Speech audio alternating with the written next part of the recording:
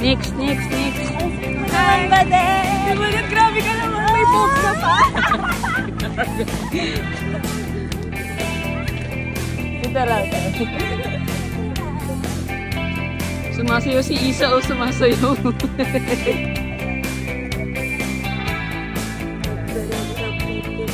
I feel like... Wala, paano po pag...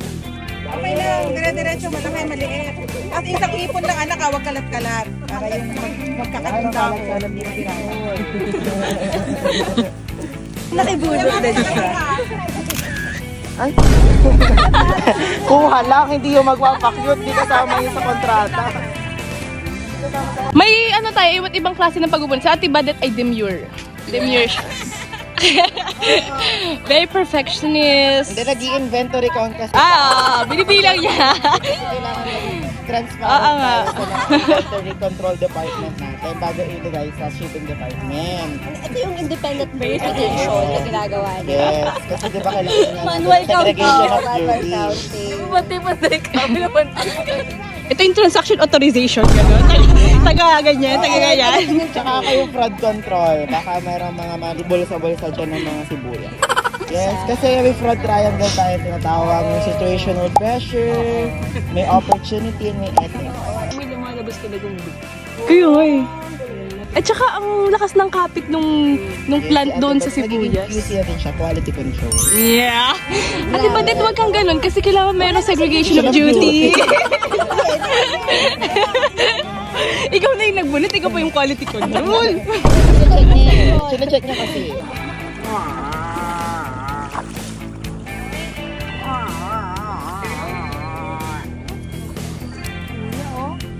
Kalabaw ka nung araw? Kalabaw yung gumagano si Kuya.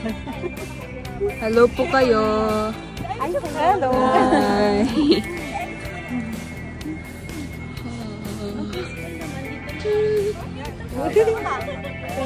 Hi, ma'am. Hi, hello. Ang sarap dito. Ayun, solo pick na siya. Bakit? Oo. Tapos tadyakan ka niyan. Musta ka? Okay ka lang?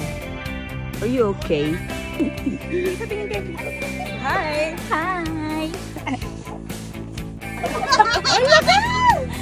Wow!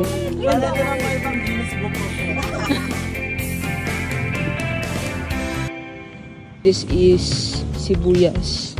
Kita niyo. Sibuyas yan. Sibuyas. Which I picked din kanina. Then this is dynamite. Saging konyelo.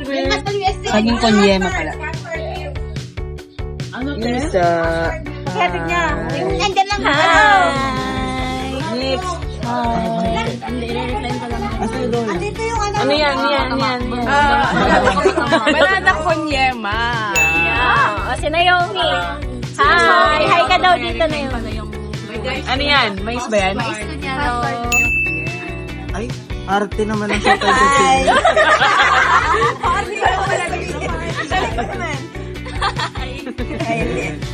Kapon ka.